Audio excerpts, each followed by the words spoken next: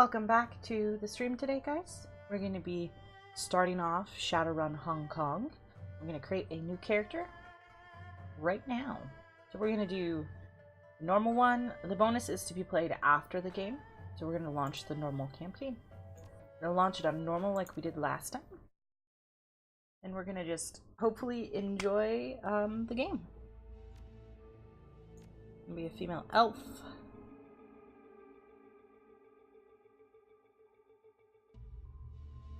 Oh, riggers are different than deckers this time. That's nice.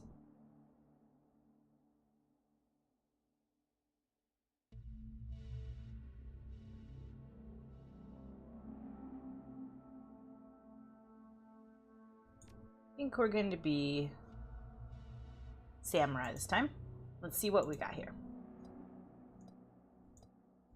Last time we picked the new elf look, so let's try and look through to see what new elf look we would like to pick.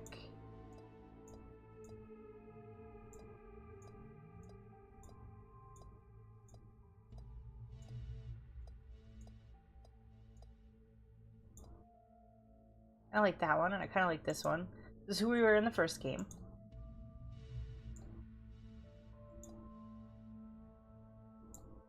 Let's be her this time. What we're gonna do. Yeah. Oh wow, they changed it. Okay, they changed it a lot.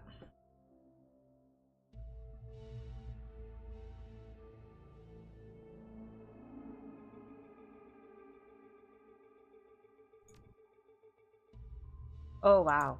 Okay. I don't like this version, but that's a thing.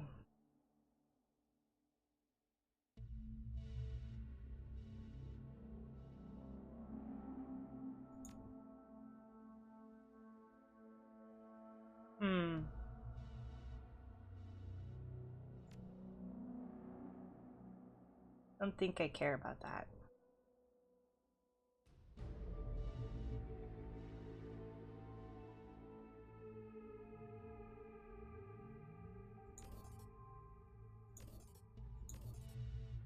Some close combat for sure.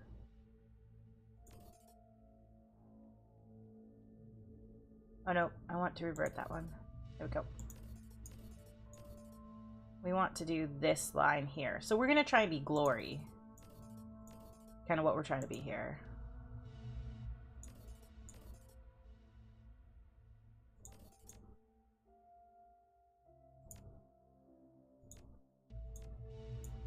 Yeah, we're not the smartest, but we're strong.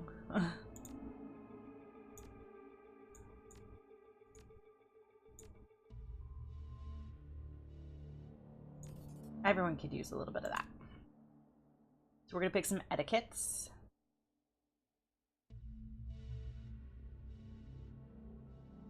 I want to be Shadowrunner. Oh wow, last time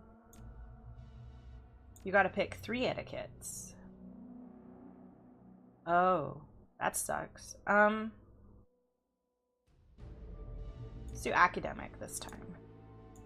First name, pow. Last name, pow. Street name, pow. Pow, pow, pow, pow. Pow cubed. The life we live.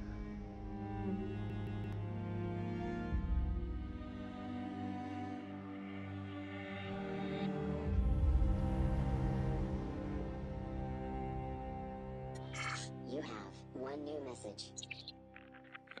Hi. It's Raymond. I hope I have the right number. Look, I know we haven't spoken in a while, but I need your help. Remember the day I took you and Duncan off the streets? I told you that the past is just a story, that if you can just accept that, your past loses all power over you. Yeah. I was wrong. I'm on my way to Hong Kong now, to finish something I should have faced a long time ago. And I need you with me. I know we're not blood, and we didn't leave things in a good place, but you and Duncan are the only real family I have. Please. If our past means anything to you, meet me in Hong Kong right away. I'll explain more when you get here. I'm begging you. I griped about voice acting. You know, and I'm griping, man, there's voice acting. Not acceptable. It's funny. Oh yeah, I did make the character already. You just missed it. She is a samurai who's doing unarmed combat. I'm pretty much gonna make Glory. So I'm Glory 2.0. My first name's Pow, my last name's Pow, my nickname's Pow. I'm an elf. I think that explains it. I'm a samurai. Yeah.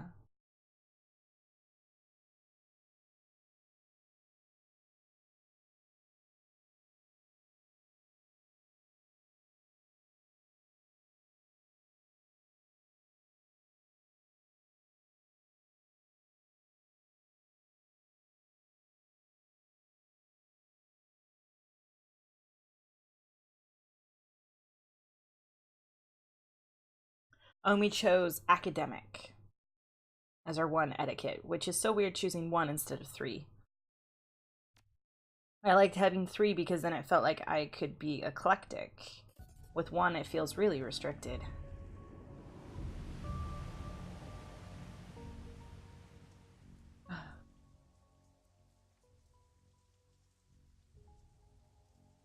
Yeah, their voice talent isn't that good. You step from the churning of the water taxi to the ponderous rocking of the docks, your stomach lurching at the transition. As soon as you're clear, the captain nods once and steers the small craft back into the harbor. The man never said a word, just handed you a worn brown duffel bag when you stepped on board, filled with gear, some new stiff new body armor, and a note, better safe than sorry, D. Above, smoke-thick clouds hang low in the sky, reflecting the light of the city in a nuancing swirl. The wind changes direction more than once, creating a heady stew of aromas, diesel, sea salt, street food, and filth. It's all you can do to keep your in-flight meal where it belongs. 2 figures stand waiting in the dim light of the pier. The first is an orc, lean and in-your-face muscles and a jaw made to break fists. The second is an elf, one hand resting casually on her hip. Raymond Black is nowhere to be seen. Well, don't you look like bad stuff? Duncan Wu, the closest thing you had to her brother. You haven't seen the man in 8 years, still as charming as ever. He grins. Green's not really your color. Doesn't go nice with the new armor I got you. As you open your mouth to respond, something shifts alarmingly in your stomach, a liquid, bubbling sensation. Don't know what you're talking about. Must be the harbor lights messing with you. Your body through it. Must be. Guess you've still got some of your old fortitude at least. He laughs. Considering how much synthanol we used to put down, I'd be surprised if you'd handle a little chop. If you couldn't handle a little chop. Anyway, we gotta find Raymond. Find? I thought he'd be here. Never showed up. He's still got that same baritone rasp. Had it since he was 12. Wu developed early. No use standing around then. Where's the meeting place? Not far, just on the other side of the pier here. He japs a thumb behind him. The woman standing beside him breaks in. We should get going, Duncan. Head back to the meeting point in case your dad shows up. Copy that, Sarge. They're wearing Lone Star body armor. Looks like Duncan Wu's gone private police. Sarge? The woman taps her chest with an unarmored finger. Cartel. Seattle Lone Star. I'm Duncan's partner. And superior officer, she grins. I let him carry my coffee for me sometimes, write my parking tickets, that kind of thing. I figured I could use some backup. Didn't know what Raid got himself into, and I wasn't sure where you were going to show up. It's a tossed-off remark, but there's an undercurrent of resentment in there. Well, surprise, here I am. Yeah, well, I wasn't so sure, you know. He shakes his head. Hey, look, I'm glad you're here, pal. Seriously. But I'm going to need some time to get used to having you around again. Been a while since I heard from you. Know what I mean? Memories of sleepless nights and a lockup flash by. Wondering if you'd ever see Duncan or Raymond again. Wondered if you'd ever, even if you wanted to. And then, stepping out of the daylight, suddenly free, the fallout of some obscure corporate restructuring, a few hundred million of apology from your former jailers, and a decision to start a new life, to leave the past behind. All of it until now. Yeah, we'll talk about it later, okay? Wu stares at you, his goggles reflecting the harbor lights. Yeah, okay. Am I an Asian elf? Is she an Asian elf? I think I'm an Asian elf. I don't remember. He scans the waterfront, frowning. Let's just find Raymond. He's supposed to meet us in the plaza on the other side of this pier. And the sooner we find him, the sooner we can all have a big happy family reunion over dinner. Carter grins. And sooner I can find a place to get a drink around here. Yes. Out of you, Hong Kong rises serpent-like from the sea, government and megacorps coiled together, writhing in their basket of institutionalized corruption. No one can tell where the snake's body ends and its tail begins. That's what Raymond used to say. Duncan turns and starts down the pier. Carter follows. Okay, then. Feels like controls are the same.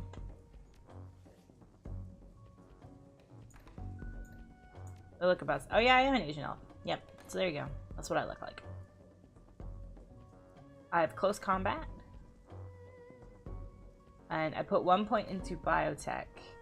Because at least I get some more healing out of my health kits. No magic. I love it. My name's Pow Pow Pow. And I know I'm an academic.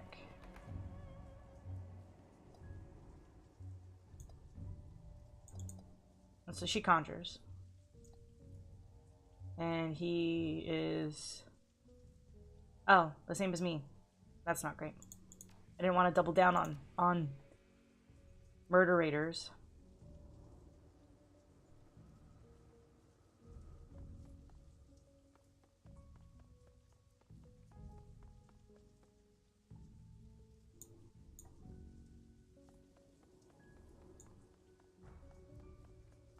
What is this in the corner?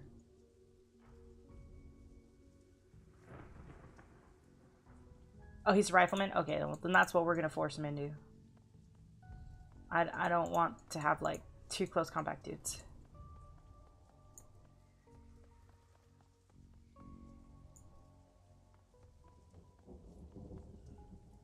Guard shack at the end of the pier is dark and empty. Duncan gives the gate a push, but it doesn't budge. Oh, well, that was open earlier.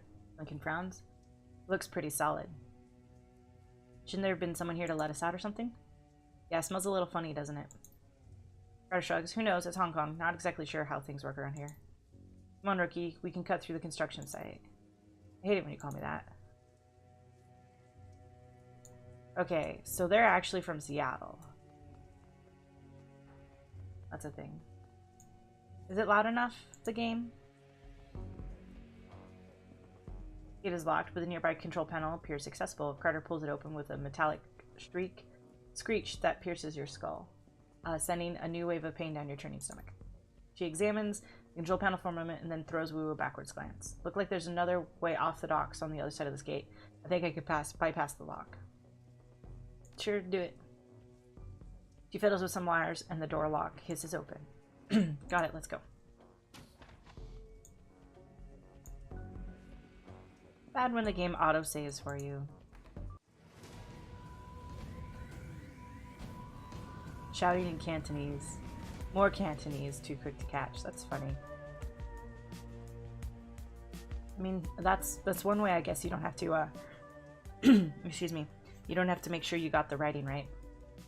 The group on the dock was finished fishing a package out of the speedboat when you surprised them. Now the package is at the bottom of the bay. The speedboat is disappearing into the distance. They close on you, red-faced and yelling.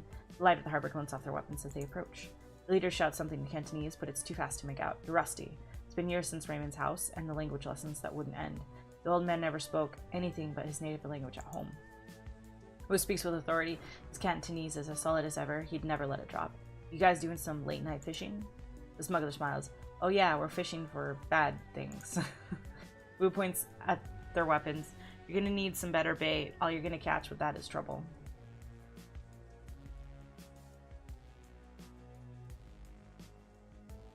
Seriously, did they teach you that in Rent-A-Cop school? He turns to you with a smile on his face. Then he thinks better of it. Turns back to the smugglers. Lone Star, put the guns down. The smuggler squints at Wu's badge, then smiles at his friend. Never seen a badge like that before. Either it's fake or you're some kind of security guard. He grasps his rifle. Either way, this ends the same. I think he's done talking. Well, I would be too. Yeah, I know how this works. What does she have? Aim, mana ball, strip armor, heal wounds, armor. Okay. Give her better aim. Put her in a cover.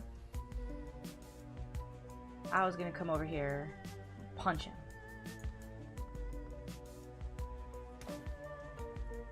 Yeah. And I don't know what Duncan's getting. Probably move to cover and shoot him. You think that's what we're doing?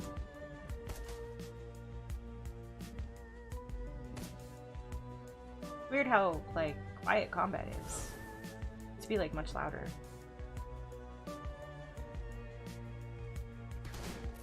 Haha! Shoot your own dude.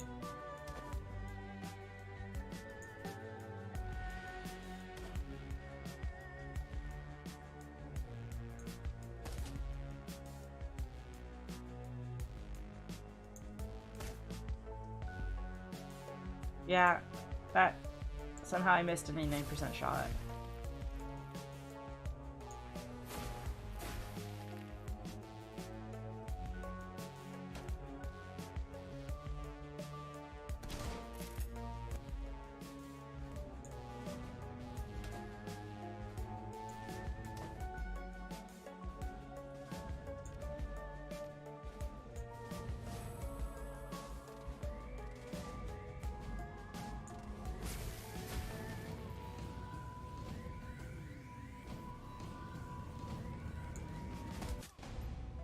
There we go.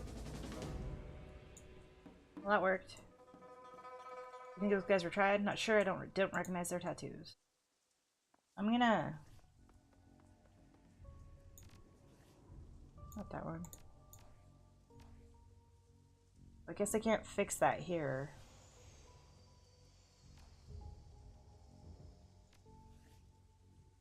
Well, I guess that's the thing.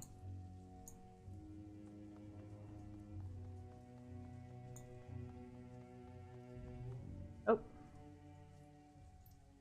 Looks, edged with monofilament. The corporations here don't mess around. Dick and I hopped plenty of these fences before. It'll be fine. He smirks. No, it won't. They use this kind of consentia on prison walls back in UCAS. Goes through bone like a propeller through sea foam. Duncan nods in agreement. We aren't touching it. How about it, Carter? Think you can get the gate open? She winks. What do you think? She eyeballs the job. It'll take me a few minutes, though. Frowning, she leans in to get a closer look at the mangled fuse box. A few seconds later, she stands pulling wires and needing fuses. A look of intense concentration on her face. Do what? Oh, I wanted to turn up combat sounds, but I can't do that here. She's competent. In Cantonese, pow. He sounds like Raymond when he does that.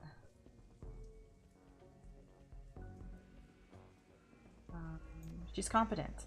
I know, she runs the riot squad I'm assigned to. He continues in Cantonese. We speak only Cantonese from now on, like we did when we lived in Raymond's. Those endless drills are about to pay off. It's coming back, won't be a problem. He nods once, satisfied, and then turns his back and scans the horizon. At least you can still handle yourself in a fight. Did you doubt it? Nope. The silence between you gets louder, heavier, then it's broken by a sudden wailing screech, whose hand goes to his holster. The screech is replaced by the sound of grinding wheels. Glancing over the console, you see Carter grinning back at you. Got it. Okay, I missed whatever this was.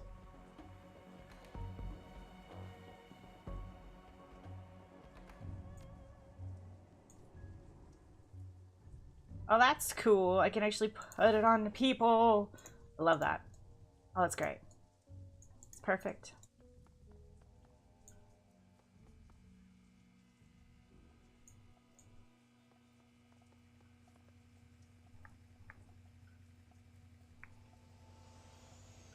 The light from the nearby vendor stall stabs your eyes, triggering a throbbing ache in the back of your skull.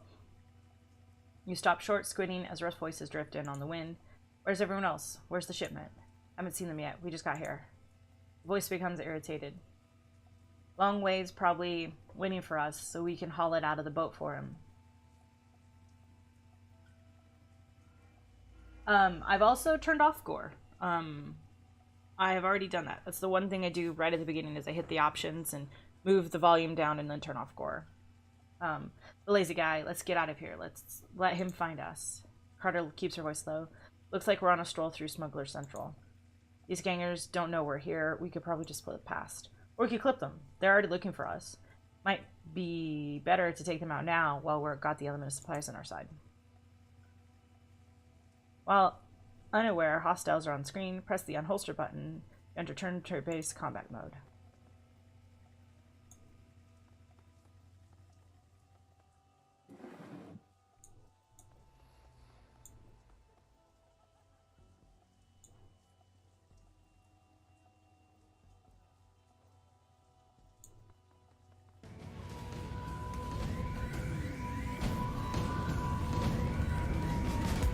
Well, it suddenly got like super loud. A bit weird.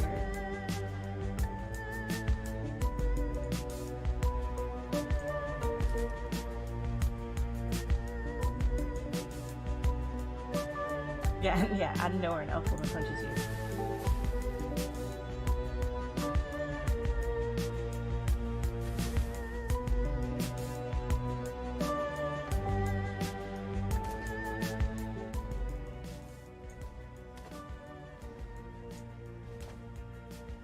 Wow, I hit really hard.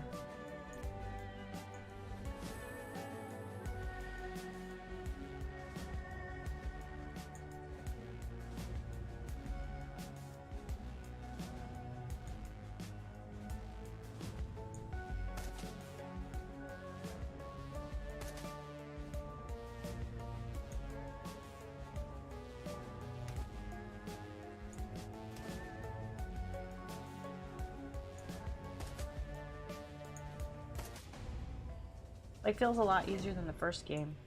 And the second game. Oh yeah, we're gonna take that. This is adorable.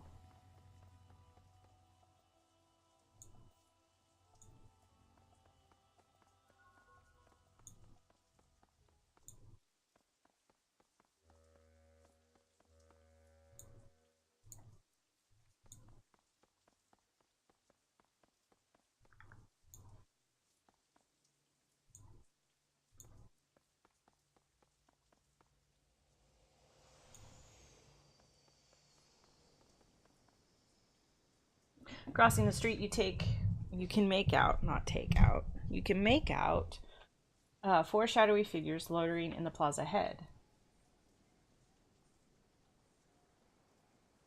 Oh, it's Dietrich and Glory for sure. Like, I loved both of them so much. Well, actually, non-playables would be Paul. Miss Paul. Miss Paul a lot.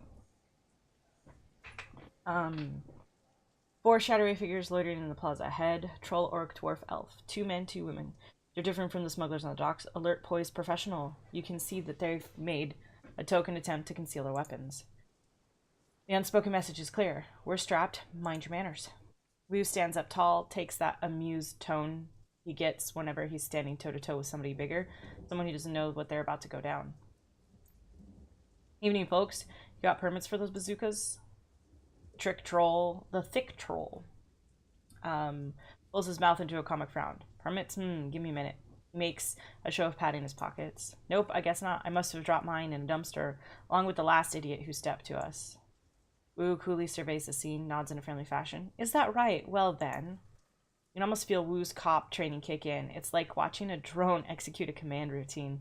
He reaches for his rifle, brings it up quick, but it's too late. By the time it hits his shoulder level, an assortment of nasty-looking ordnance is already trained on his head. Carter backs him up. She whips her forearm forward, fists blazing with magical fire. Her eyes sweep the scene, darting from figure to figure. All right, everyone, just be cool. The thick troll voice is casual, amused. He shakes the gun in Wu's face. Little late for that, isn't it?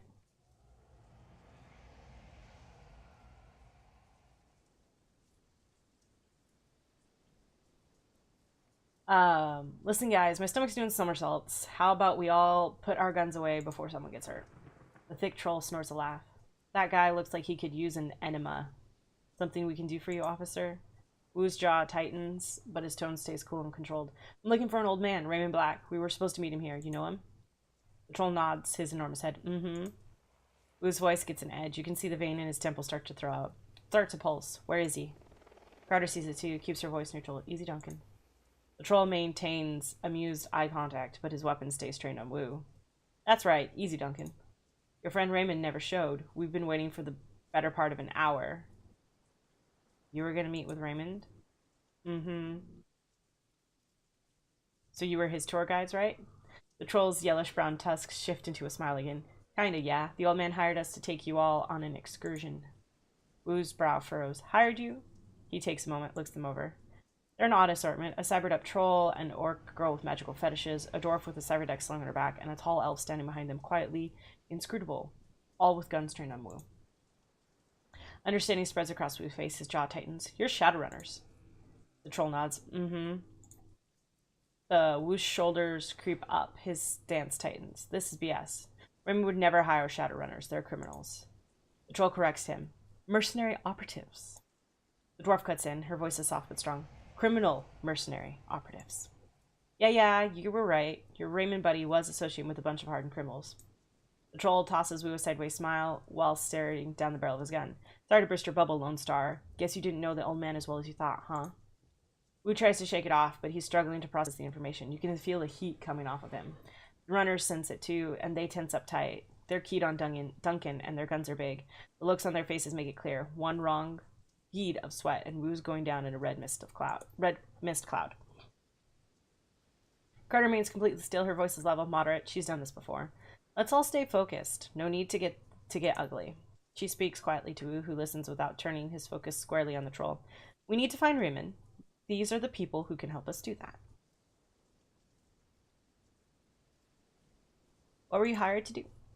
You can tell the orc girls had enough of the tension. She blurts it out. The old man had wanted us to take him into Kowloon Walled City. I think I said that right. She waves her hand at the three of you. You too. Two large rats clinging to her hip and shoulder poke their heads out of the folds of her clothing. They fix their beady eyes on you intently. You know the walled city? Slum, right? I've heard of it. The girl sneers, rolls her eyes. It's horrible. The worst slum in the Eastern Hemisphere. Memories of growing up in Raymond's Barrens flash through your mind. We get it. It's a real bad place. Now why would a little old man pay you to take him there? The dwarf standing next to her nods and jumps in. Wouldn't say. He mumbled a lot too. Just kept rambling on and how he had to get in. Under ordinary circumstances, I would have never accepted the gig. The walled city, the last place I want to go. But the old man rolled up a truckload of Nuyen, and you gotta eat, right?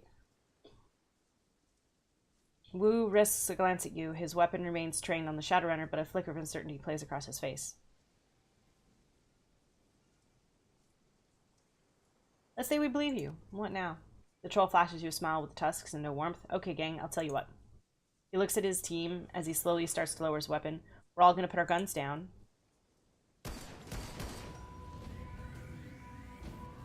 What just happened?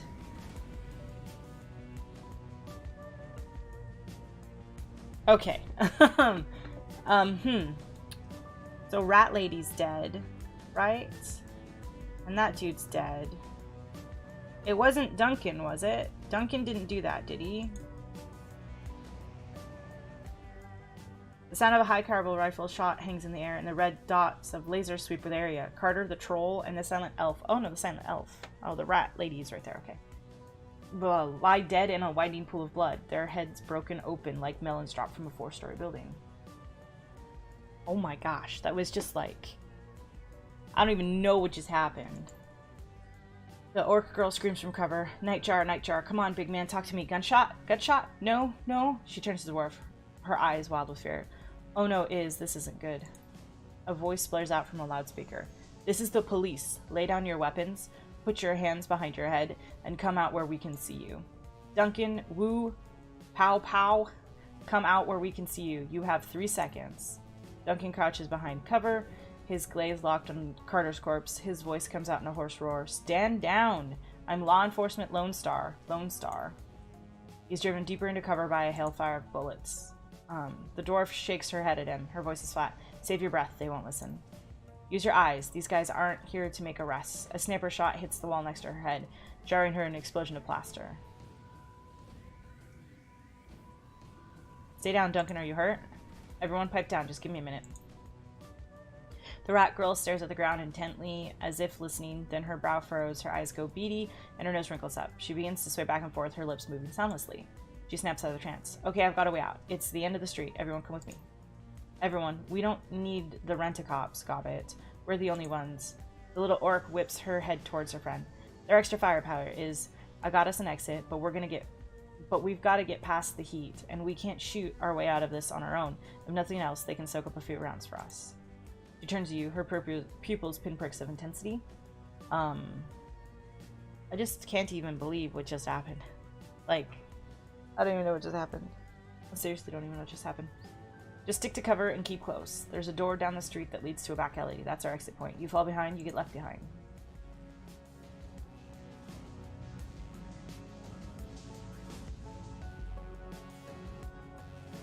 Okay. Guess I'm running there.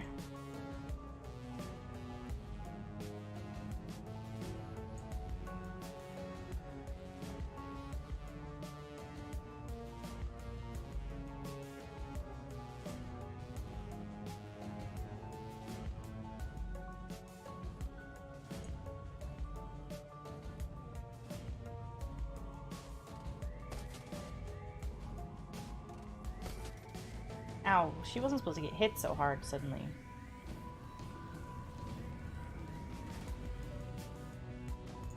Can she heal? Yeah, she's gonna heal herself.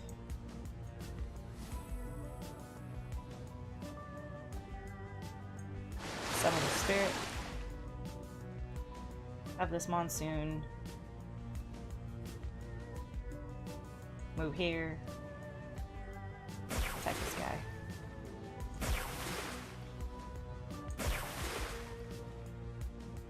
Okay. Dwarf lady. Access point this. Deactivate the drones. The police drones. Power down. Okay. Perfect. Run her back in cover. Duncan is gonna...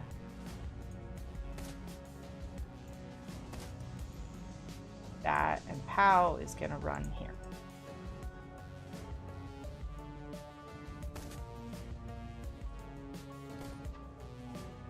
Yeah, I'm gonna try not to end turns out of cover.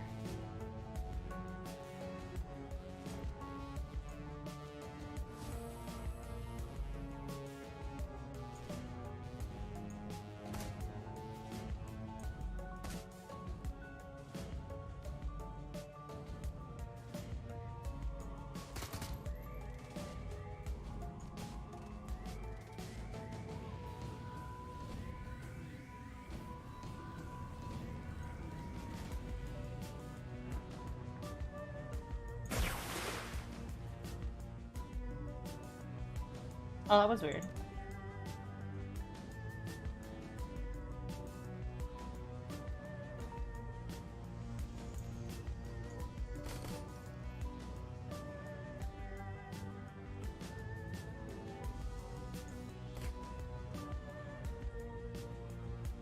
Pow's gonna punch him. Oh no, Pow's not gonna do anything.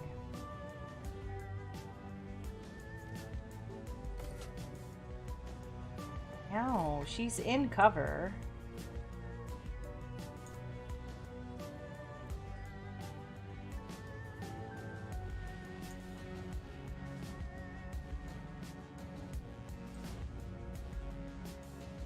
I have a trauma kit.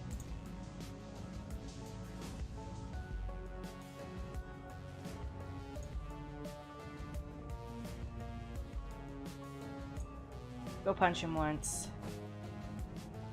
Go back to cover.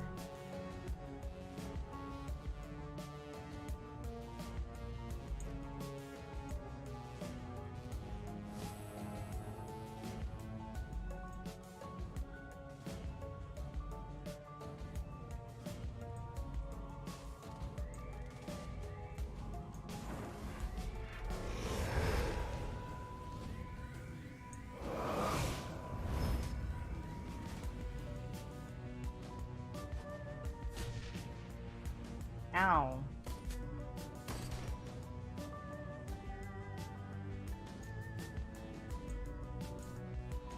I definitely just need to get someone to go into casting just to give myself a second heal. Definitely not a life I want to live.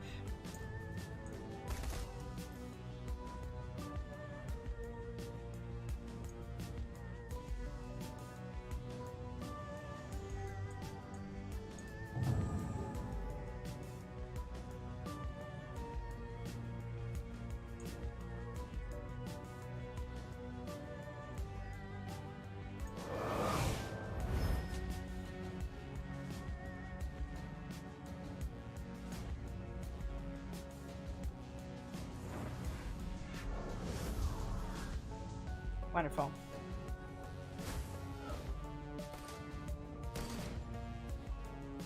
Wow.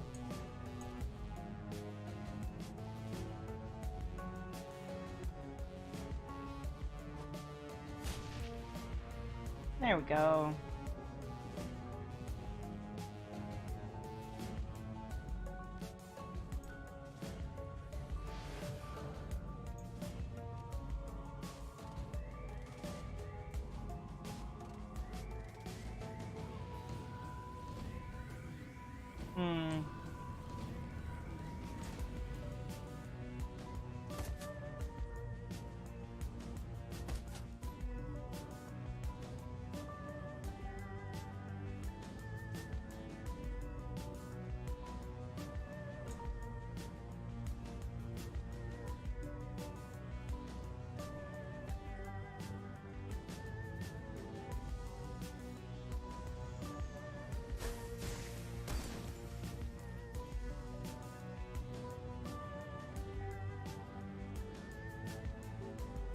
It's weird.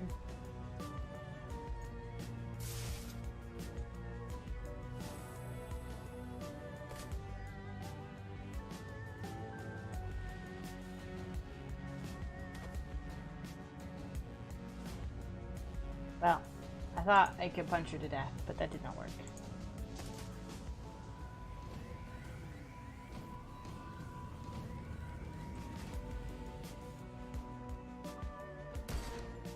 Where is this enemy that's shooting us? It hurts.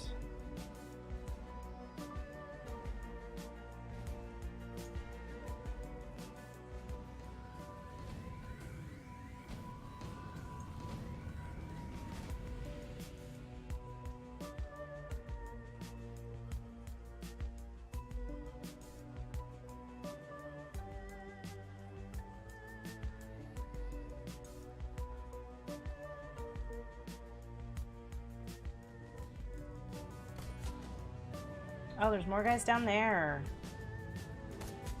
Oh, my exit was like right there.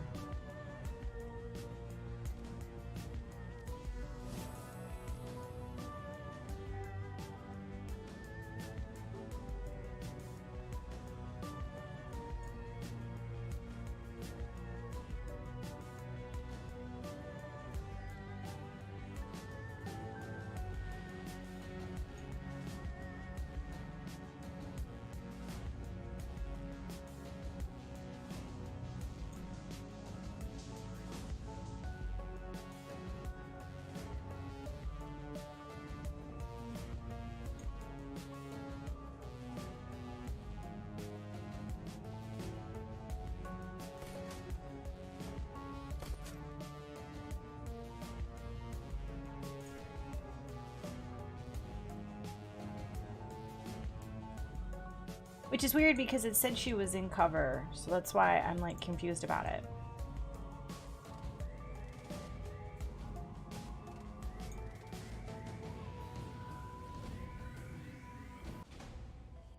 Like I didn't pick the spots unless they showed me a little shield, so I don't know.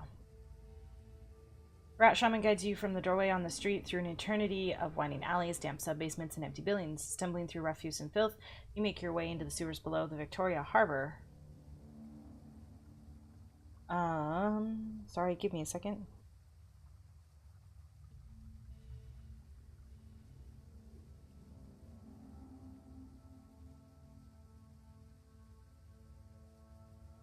Okay,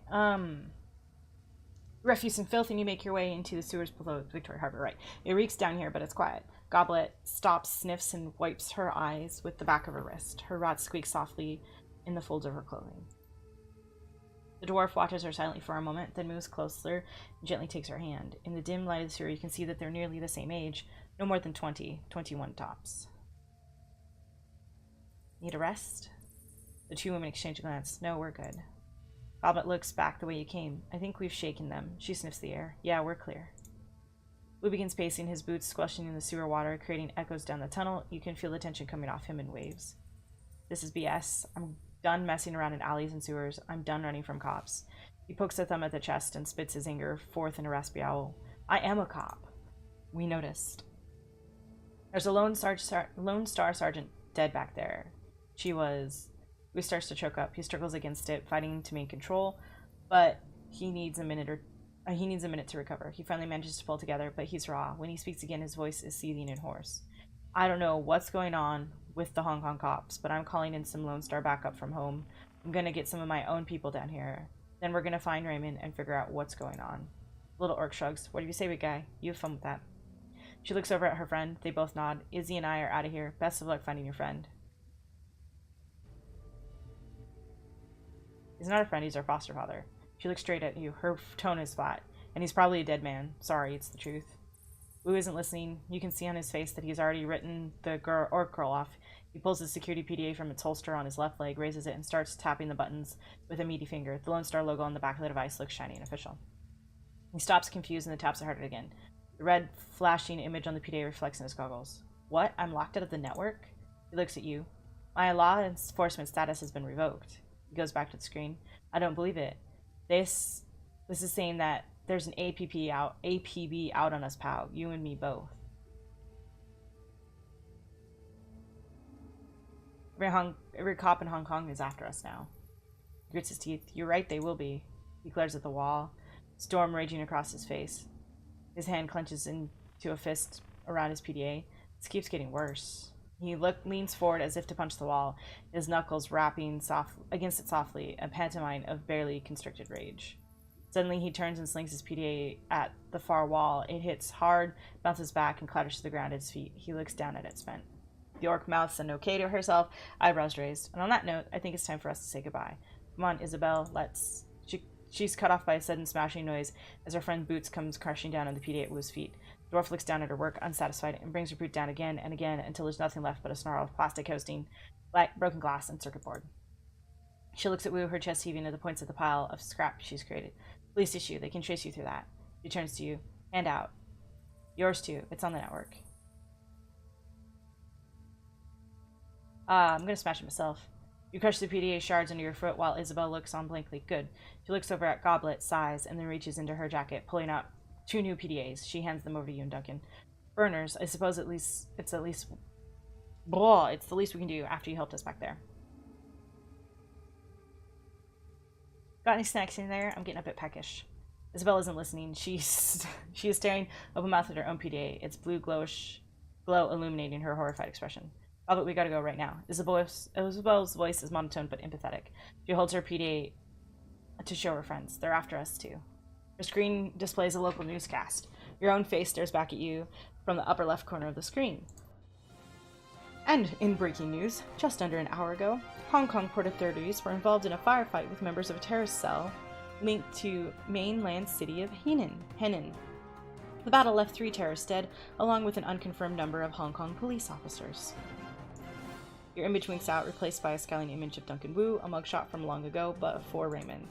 Our sources report that the Seattle natives Duncan Wu and Pow Pow, along with their Hong Kong-based accomplices, are still at large. They are well armed and should be considered extremely dangerous. Low-res photographs of Goblet and Isabel pop up on the screen, replacing Duncan Wu. The color drains out of Goblet's face. Oh no. Kowloon officials report that the terrorist cell known as the White Star maintains tie to the state of Henan, I don't know how to pronounce that one, and is purported to be receiving weapons and funding from the anti-corporate groups in the UCAS, city-state of Seattle. Port authorities are standing on high alert, and the Hong Kong Police Force's Special Duties Unit has been engaged to deal with the threat. We go live now to Chief Inspector Crate and the Special Duties Unit. who will be making a statement.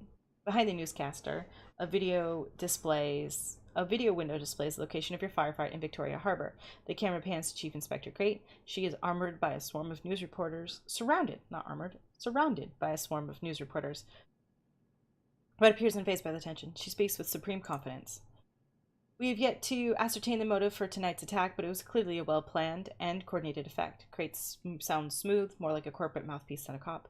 We have already issued an all-points bulletin along with a kill or capture order for the 4 remaining terrorists, and I have instructed the Special Duties Unit to make this manhunt a top priority. She looks directly into the camera. If you should see one or more of these individuals, do not attempt to engage them. Instead, tap in the HKPF flash code at the bottom of the screen. If you're on an authorized network and take a picture, our system will automatically identify them in your data stream. The Decker switches off the newscast and clips her PDA back into her belt. For a moment, there's no sound but the roar of sewer water rushing through the pipes. Hublet bends over, hands on her knees, sucking wind. Her rats scurry for a new position. I thought we were messed up before. Wu's voice is eerily calm. Now we are all truly messed. How bad is it?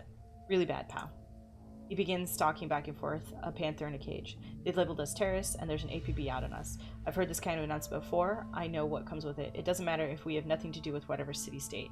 They're gonna hunt us down. It's open season. Isabel nudges the remains of Wu's PDA with her boot of toe. And 2 of us will be hunted down right alongside. We hunted down right alongside you. Goblet wide eyes. The exits.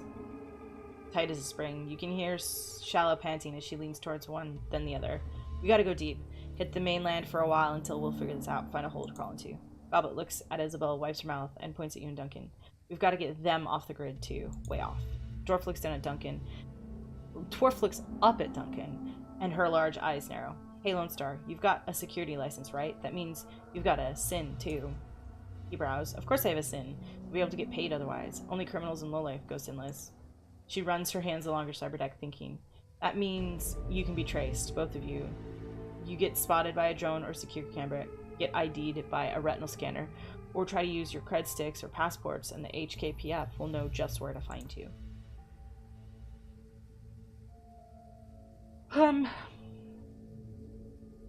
I should have chose Shadowrunner. I chose academic. Wu crosses his arms across his chest. I know how a system identification number works, Runner. Leave her alone, Duncan. We're all in this together. Albert pulls at her dreadlocks. We're just as messed up as you, me and Iz. We were listed as your accomplices. And we can't afford for you to get caught. You'll lead them to us one way or another. DNA samples, things we've told you, astral residue, I don't know, cop stuff. The little Decker looks from you to Wu, eyes narrowed, seizing you up. You can see her make a silent decision before she speaks. Her voice is flat and resigned. We need to get your sins burned. Bleach you from the record books. All of them. All of them? Whoa, wait a minute. You can't just erase our identity. He rubs a hand across his scalp. Beyond the fact that it's insane, will it even work? If we burn our sins, go off grid like that, won't they just redouble their efforts to find us? Condescension seeps its way into Isabel's dry tone. Imagine playing a game of hide-and-seek with a siren strapped to your head. Would you rather try and hide with the siren, or with the siren conspicuously absent?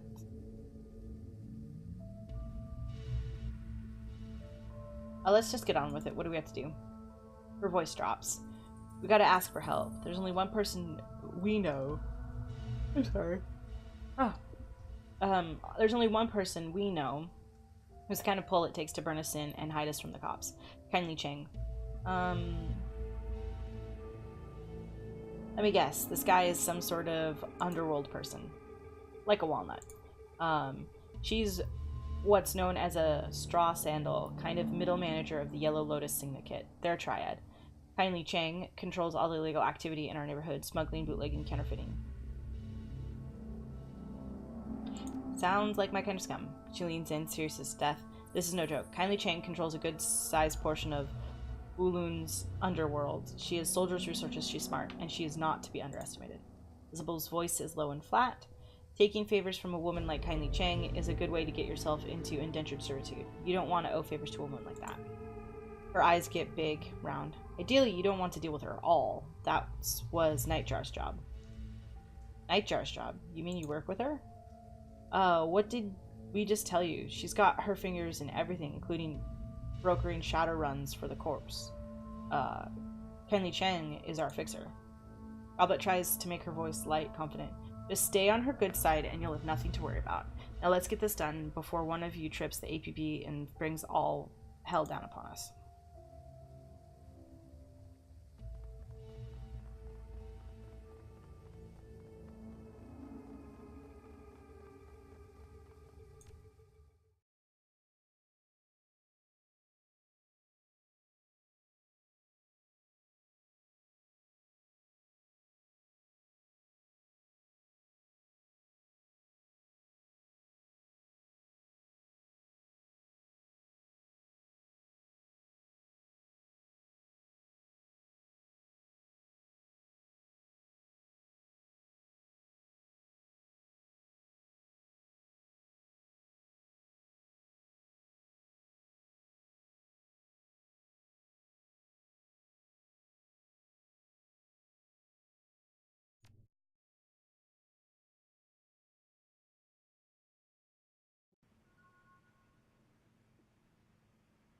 This series deposit you into a series of mechanical access ways that eventually link to a system of railway tunnels.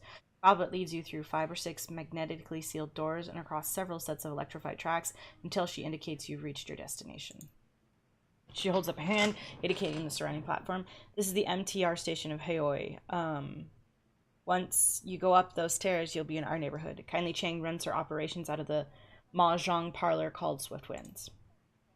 Wu rips off his goggles. There's an APB out on us. How do you expect us to get to this Swift Wind's place without taking a bullet? Heoi is well known as a protected area. Kindly Cheng sees to that. It's a shadow community, smugglers, hijackers, black marketeers. You get the idea. Cops tend to give this place a wide berth. Isabel gives a shallow nod. Her gaze remains planted on the floor. Police cameras don't last long here. Between the smog and the cloud cover, we shouldn't have to worry about drone surveillance either. The HKPF won't find you, not if you follow our lead. Goblet widens her stance, puts her hands on her hips. Now, here's how this is going to work. You can't get an audience with Chang until we secure you an invitation. So Mean Is will go on ahead and pay our respects. Then we request that she see you politely. How do we get that? Rat Shaman smirks. We will butter her up until she gives it to us. Isabel sighs. That's about the size of it.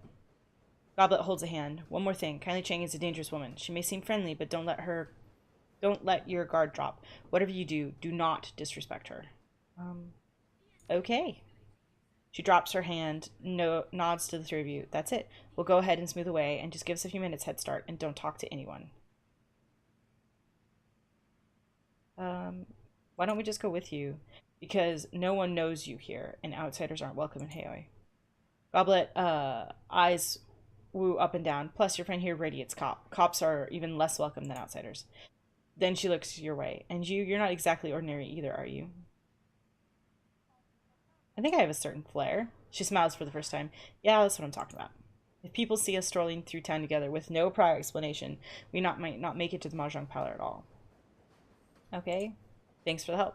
She squints at you, confused. We're helping ourselves as much as we're helping you, Seattle. We need your sins burned as badly as you do, and we need to figure a way out of this, or we're all dead. Plus, we could use the muscle right now. Her voice turns sheepish. Just saying. She quickly turns away. See you at the mahjong parlor. Okay. The Shadowrunner's footsteps quietly fall away, and then you're alone with Wu. He grunts something unintelligible and begins panther stalking back and forth, footprints of sewer water and muck marking his path on the subway platform behind him.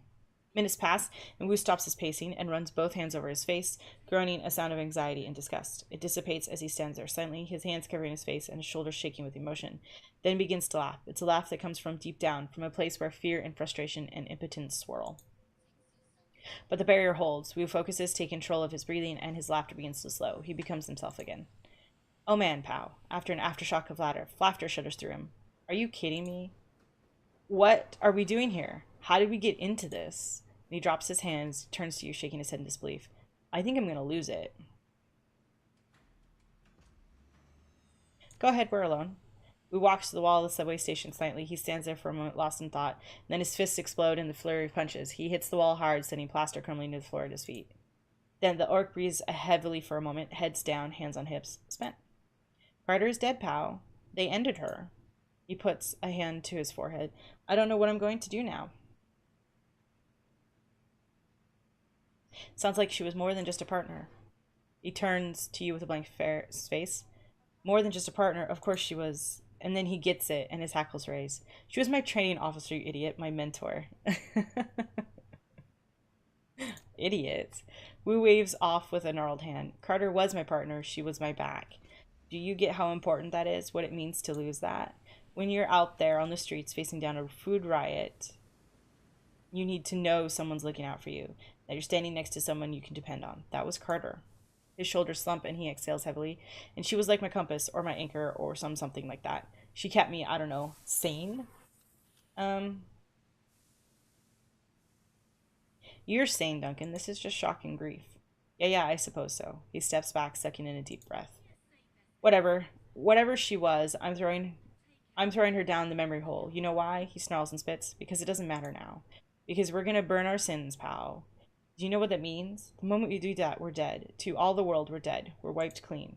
He counts it off on his fingers. Raymond, the house we grew up in, my career, Carter, all gone. No home, no money, no identity, nothing. He waves his hand, brushing it all away. We will be nobody.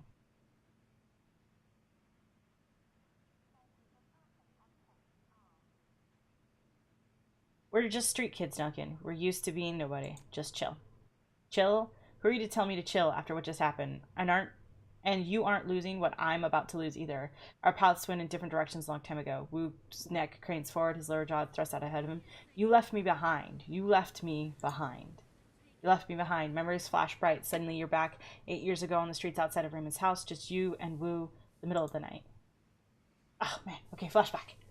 Flashback time. Give me a second.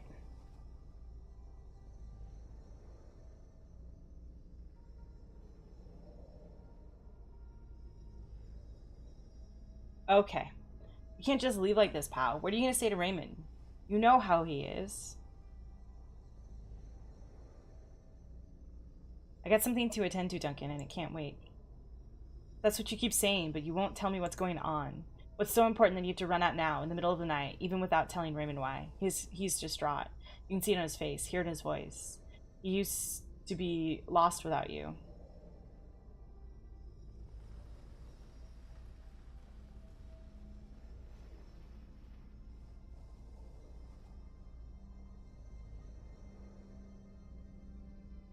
I've got a friend in a bind, Duncan. That's all I can say about it. I have to go help.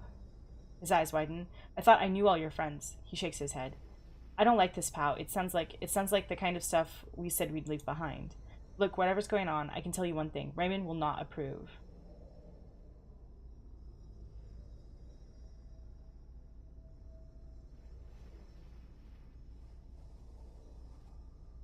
I'll deal with that when I get back. I won't be gone long. 2-3 days tops. Remember the look in Duncan's face as you walked away. The events that followed were a blur, one that you don't care to remember. 3 days later, you're behind bars in a private corporation prison. No interrogation, no charges, no appeal. Years later, some corporation bought some other corporation, and the new board of directors pushed through some sort of reform agenda, and the higher-up gave an order. And then you were out, with a few hundred new into your name, and one scary non-disclosure agreement ensuring your assignments. Not that it matters to you anymore. You were starting fresh, determined. Until Raymond tracked you down, left you that voicemail, brought you back to Hong Kong, and brought back together with Duncan Wu. You realize that Wu's been staring at you. Now let's hear it. Why were you gone all this time, and why didn't you contact me? At least tell me you were alive.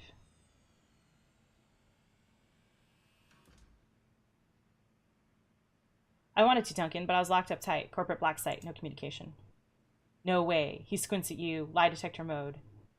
Oh, I had no idea. A range of emotions play across Wu's face. He stares at the ground for some time before finally looking back at you with a heavy sigh. Wow, I don't really know how to process that one right now. He shakes his head. I don't know. If we're still alive tomorrow, we can talk more. This is too much. We're marooned on this island, hunted by the cops. My partner is dead. Raymond is missing, and we're about to go see a crime lord about erasing our identities. And as a bonus, our only allies are a pair of tiny criminals who would kill us if they could. They would kill us if they could, so they didn't have to deal with us. He rubs his head viciously. Listen, pal, back in the Barrens, whenever I was out of control, you just handled the situation, remember? With Carter gone, I'm just a raw nerve. I'm afraid I'm going to slip back and people are going to start getting hurt again. I got your back, Duncan. He stares at you hard, like he's trying to see something inside your head. His voice comes out flat. We'll see, just don't press it. I need time to get used to you. Now let's go meet the Triad woman and get our sins burned. I'm gonna rip this badge off as fast as I can. Can we go now? Oh, good.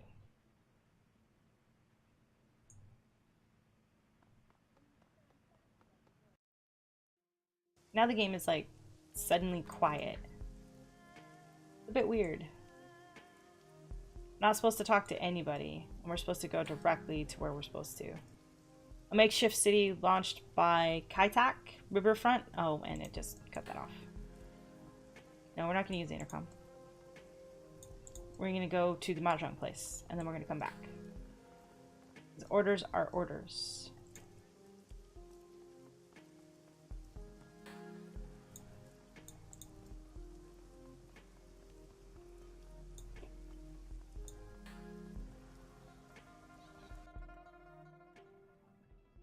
Swift winds mahjong parlor filled with a stink of cigarette smoke, the incessant click-clack of mahjong tiles, and the grim faces of hard gamblers.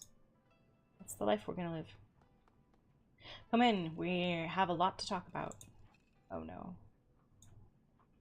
A lot to talk about. You can feel every eye in the room as you cross the mahjong parlor to the middle-aged woman sitting patiently at its end. The click-clack of ivory-colored tiles stop, hands stay beneath tables, into jacket pockets and behind backs.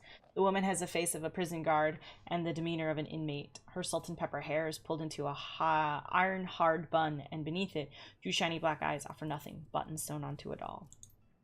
A nearly empty bottle of something foul rests on her mahjong table, nestled between a pair of dirty shot glasses. Tiny puddles of brown linger at their bottoms.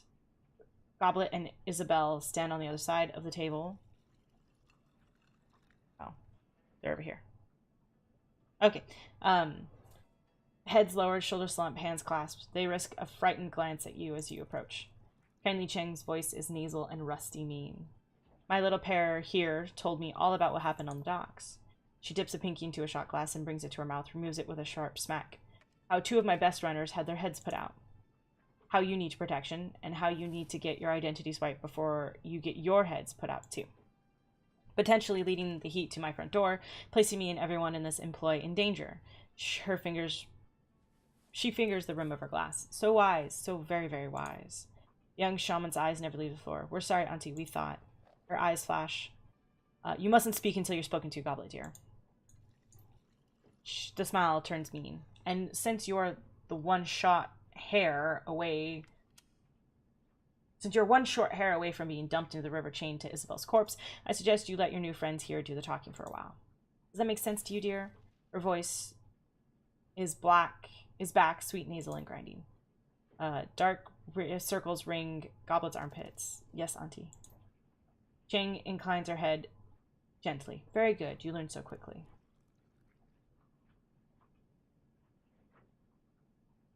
Goblet kept a very good, cool head in a tense situation. She was the one who led us out of the ambush. Goblet's eyes dart from you to the Triad boss and back again. Then a trickle of perspiration slides beneath the ropes of her hair. Kindly Cheng slowly turns, directs her attention to you. Her voice remains cloyingly sweet. I count little Goblet here among my most resourceful runners, but I admit, it's good to have outside validation from time to time. The look of gratitude from the young rat shaman is deeply sincere and exceedingly brief. Kindly's chin lowers and her nostrils flare. And now that you've shared that valuable little tidbit, perhaps you would be so kind as to keep your mouth shut until you are spoken to. Her voice sweetens. Can you do that for me? Yes, ma'am. She smiles with her mouth. Her eyes remain glassy cold. Good girl. She smiles with her mouth. Okay. I do appreciate it, dear. She pours another drink. Her cheeks are rosy, already flushed. Now, my darlings, I understand that this little person here that came from Seattle to meet my client, Mr. Black. Wu's jaw tightens at the word client. But before you could find him, the HKPF started splattering gray matter everywhere, and everything went went south. And you need your sins burned so you can disappear before you end up dead too, is that right? Yes, ma'am. Very good. Why don't you start telling me who you are? My name is Pal. And you got a first name, Pal? A profession? I mean, do you want me to erase your identities, don't you, dear? I'll need to know who you are first. Pal, I guess you could call me Street Samurai. She rests her chin on her hand. Yes, you're from Seattle. Street Samurai isn't something we're going to say here in Hong Kong. We prefer Street Soldier. And how did you become a Street Soldier, Pal?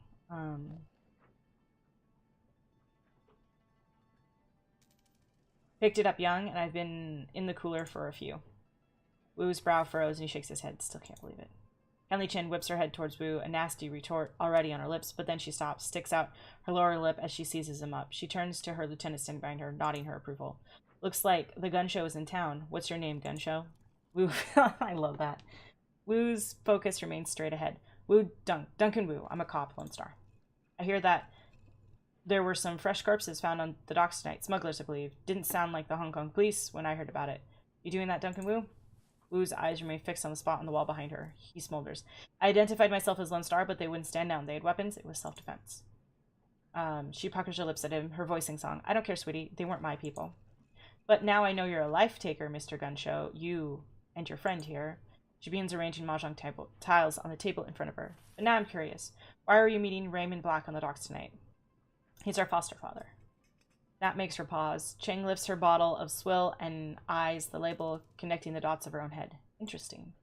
A look of disgust passes over her face. Sorry, kids, but he was looking bad when I saw him. Eyes half open, dark circles around them, dragging his feet, the whole bit. She tisks in displeasure. Your foster daddy was in a bad place. Sounds like he wasn't sleeping. Could be. From what he said, it sounded like he was having nightmares. He would stop in the middle of a sentence and mutter something to himself. One time it was about the walls breathing or something. Another time it was about teeth, thousands of teeth. I remember him drifting off near the end of our meeting. It looked like he was off somewhere else in his head. He said, I left prosperity in there. The Nartjar put his hand on Mr. Black's shoulder, asked him why he wanted to go in the Wall City so bad, and that seemed to bring him back. When your old man opened his eyes, they were full of tears, and then he muttered something else I couldn't make out. She pours herself another shot, tosses it back, rubs her belly. Your daddy got really irritating after a while. How do you leave prosperity? Do you think it could be a person? I have no clue. She grabs a long, slim cigar from a pack on the mahjong table, lights it up. All right, let's get to it. She exhales smoke and points two fingers at you and Wu. You two need your sins burned, and you need them burned fast. Hong Kong dragnets are bad news. When they roll in force. Armored personnel carriers, heavy armor, heavy weapons, sorcerers, the whole thing. They aren't coming to arrest you. She folds her arms across her chest, and the thin cigar bobs in her mouth as she speaks. The good news is I can help you. With a wave of my hand, I can have your sins disappear. But what you need to understand, my darlings, is that what you're asking is not a simple request. Burning a sin isn't just deleting a number. It's wiping all references to that number from all of the world's largest databases. It's masking your mugshot in their facial recognition database so the first camera you walk past doesn't bring them down on you like a ton of bricks. It's covering your tracks so that the act of burning your sim doesn't lead them right to us. It requires contacts in numerous corporations and the UCAS government. It requires someone like me. Therefore, I need to make a choice. She takes another drag of her cigarette and gently places her palm on the flat table. Do I kill you and dispose of your bodies before the cops come looking for you, or do I help you burn your sins?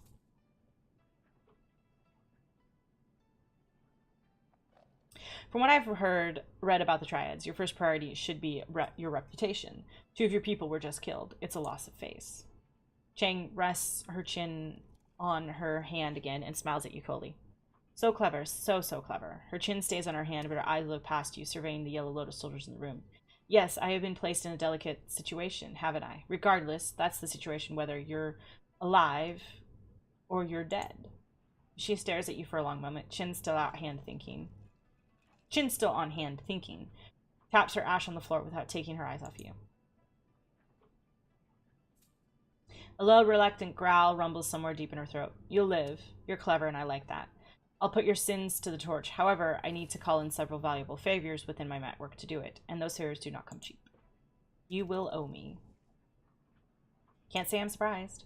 She pokes a finger at your direction. Of course not. You seem to have an understanding of how the world works. The give and take that is part of a very fruitful relationship. I want you to deliver a message for me to a business associate in the walled city. Yellow Lotus has a strong presence inside POW. Isabel can tell you all about it, can't you, dear? Isabel grew up in the walled city. Isabel's eyes remain lowered. They collect tasks for the corporations, extort protection money from shopkeepers, run drugs, guns, people. They hurt people.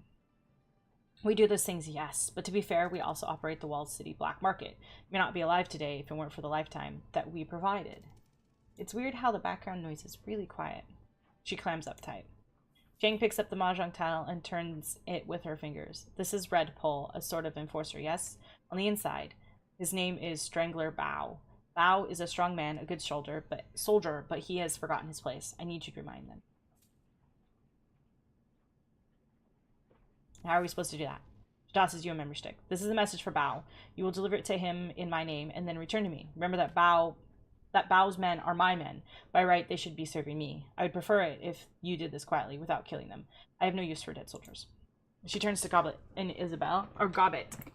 I keep thinking her name is Goblet, but I guess it's Gobbet.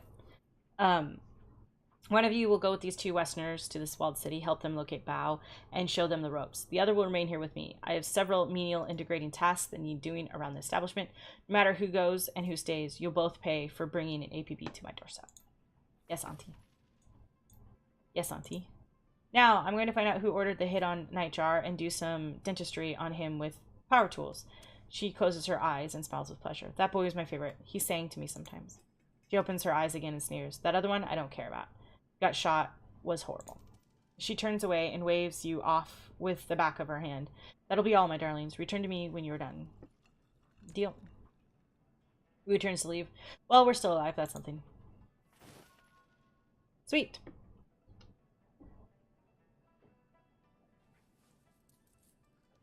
Cool. Let us look at the karma so I can spend some more of it.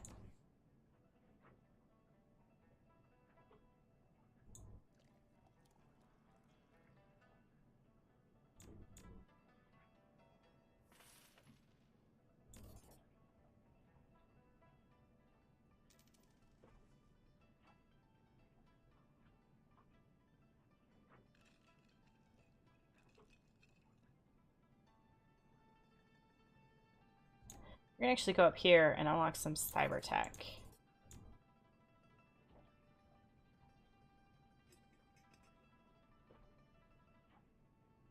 Available 2. Dodge 2.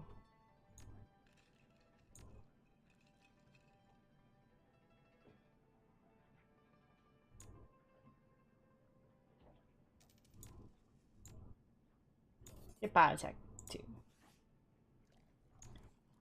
Well, I think for now, I think this is a good start for the stream. I have a bunch of other stuff that I have to do today, and I just don't have the time. I would like to play for more, but I just don't have the time or availability today. I'm excited. This is kind of cool. It's definitely super like aggressive and fast paced. I didn't expect it. It's definitely a change of pace from the second game, but I am enjoying it so far. So thank you for watching, and then if space is available tomorrow, we'll be playing Stardew, and if not, I'm going to hopefully try and stream a little. I don't know exactly what's going to happen, but we'll see. And then next week, we're going to pick up where we left off and continue on with Hong Kong.